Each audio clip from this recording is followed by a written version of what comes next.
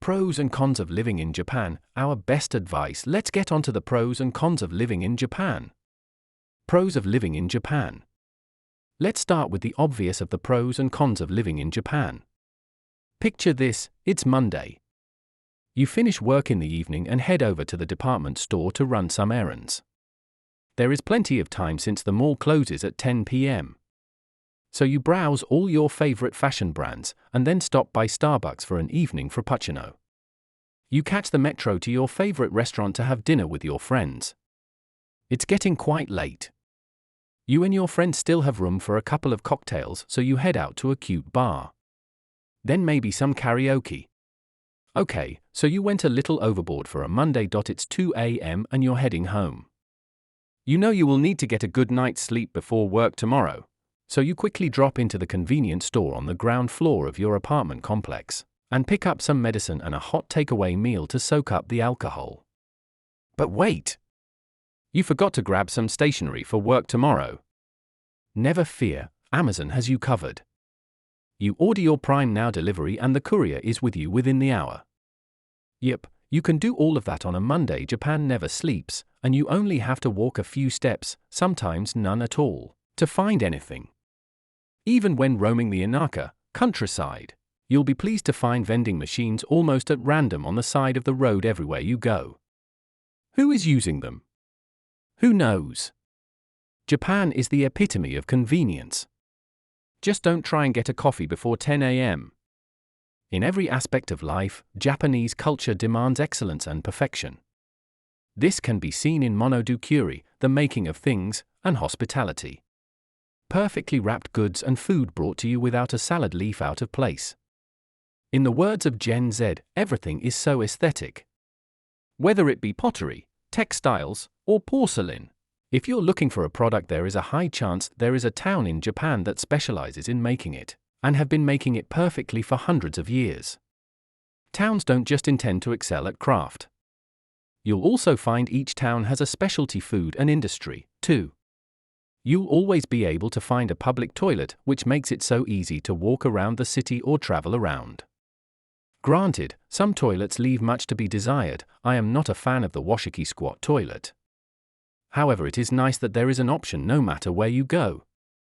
Japan also has some of the fanciest toilets, including colorful toilets and toilets enclosed in an aquarium.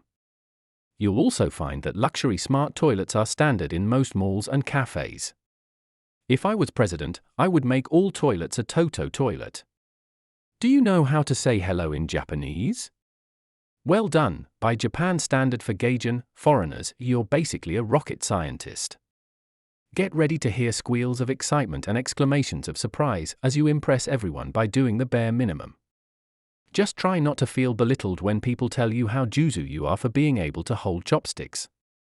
The decision you will need to make is whether to use your powers for good or for evil. You will be granted the almighty Gaijin Smash power, which will allow you to commit any social faux pas under the guise of ignorance. Transportation is excellent and easily accessible in most parts of the country. Japan invested a lot of money into good infrastructure. Even if you find yourself doing a road trip in more off-the-beaten-path areas of Hokkaido, you will be surprised to find well-constructed roads and tunnels. As the transportation is so fantastic, it is not uncommon for people who live outside of Tokyo in neighboring prefectures to commute to Tokyo every day for work. Now, cons of living in Japan. The reality is that if you're a woman, you're probably going to get harassed. Unfortunately, I don't know a woman, Japanese or expat, who hasn't experienced harassment, and it's a huge problem in Japan. As many as 70% of women have experienced this in Japan. And apparently the best way to avoid it is to dress like a badass MF, more on that conversation here. In Japan, you'll find female areas on the train to try and make it safer for you to travel. Carrying personal safety weapons like pepper spray is a gray area in Japan, and if you cause hurt or damage to someone, you will need to deal with the police. Most foreigners will tell you dealing with the police in Japan is a major no-go, and you want to avoid them at all costs. You might come across the police if you're out late at night in places like Shibuya or Roppongi, as it is quite common for foreigners to be asked to show identification. You will need to carry this on you at all times. But how do they keep it so clean? Next time you're wandering down a street have a look inside the nearby shrub. There are hardly any rubbish bins in Tokyo, so unless you plan on carrying it home with you, you'll probably have to hide it somewhere.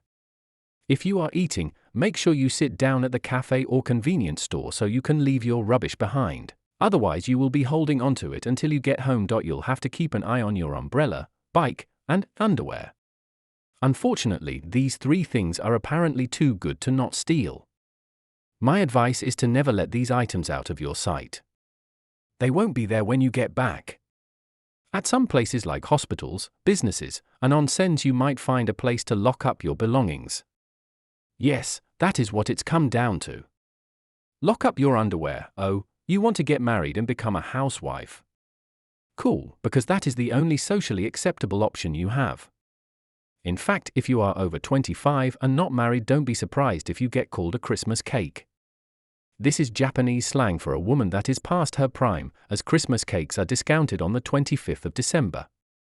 Cool and normal. When you are working, you'll enjoy the benefits of getting paid much less than men. This is because companies don't see a need to invest in your career, as it is expected you won't have one for long.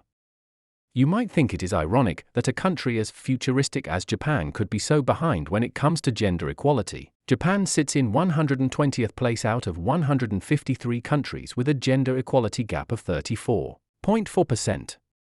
It is important to note that Japan is fundamentally a very traditional country, holding strong collectivist and hierarchical ideologies. It is very hard for women to climb up the corporate ladder in Japan. This is because women are still expected to take sole responsibility of managing the household, including finances and child rearing. Out of all the pros and cons of living in Japan, this is the one that really makes staying long-term hard to fathom for me. The flip side of Japanese service being really good is that it only applies to what and who the company is willing to serve. There are no compromises in Japan. If a place is concerned that they will not be able to deliver what you are expecting, you can expect to not be served at all.